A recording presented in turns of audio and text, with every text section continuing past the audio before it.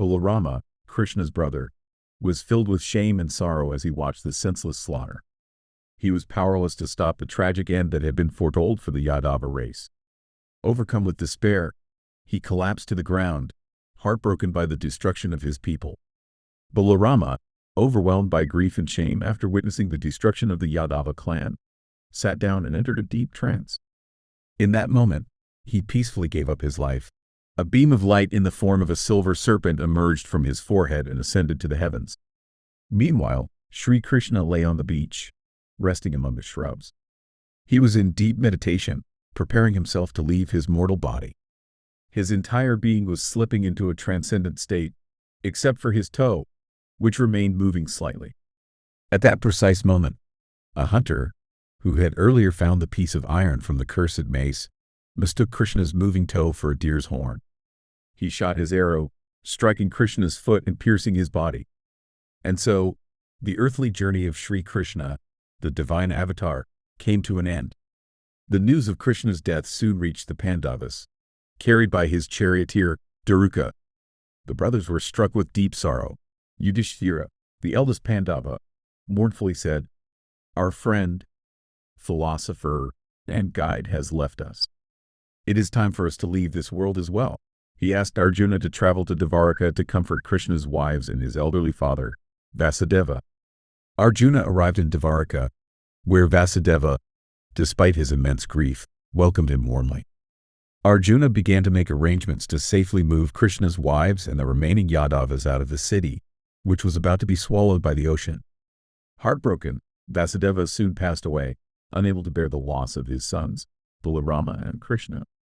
Arjuna performed the funeral rites for Vasudeva, Balarama, and Krishna. After the rites, a royal caravan was prepared to leave Dvaraka for Hastinapura. The caravan included chariots, horses, camels, and cows, as well as Krishna's most important queens, Rukmini, Satyabhama, Jambavati, and others. On their journey, however, they were attacked by a band of barbarians. These bandits looted the caravan, stealing gold and jewels. Arjuna tried to defend the group, but to his surprise, his famous Gandiva bow failed to stop the attackers. Some of Krishna's wives were abducted, and a few of them even left willingly with the bandits. Despite his efforts, Arjuna could only rescue a few, including Rukmini, Satyabhama, and Jambavati.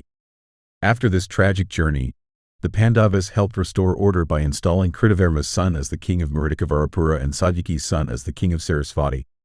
Vajra, the grandson of Sri Krishna, was crowned king of Indraprastha. The wealth and resources of the kingdom, including chariots, cavalry, and elephants, were evenly divided among the people. In their grief, Rukmini, Jambavati, and some other wives of Sri Krishna chose to end their lives by stepping into the holy fire. Meanwhile, Satyabhama and a few others decided to retreat into the forest to live in solitude. The sage Vyasa visited the Pandavas and spoke to them about the unstoppable passage of time. "Change," he explained, "is the essence of time. The old must always give way to the new. This is the most ancient truth of the universe, and it is also the most modern. If you truly understand the nature of time and change, you become enlightened. Don't mourn the death of Sri Krishna. Instead, think about your future and your own path ahead." After sharing his wisdom, Vyasa departed, encouraging the Pandavas to seek spiritual understanding.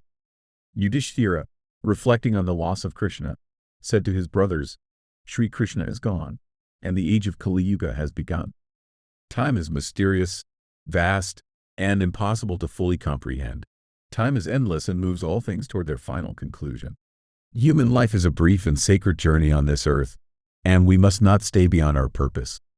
It is time for us to reflect on the deeper meaning of our lives and willingly move toward our destiny." After much discussion, the Pandavas agreed that the time had come for them to embark on the Mahabharata, the great journey of leaving the world behind to seek liberation.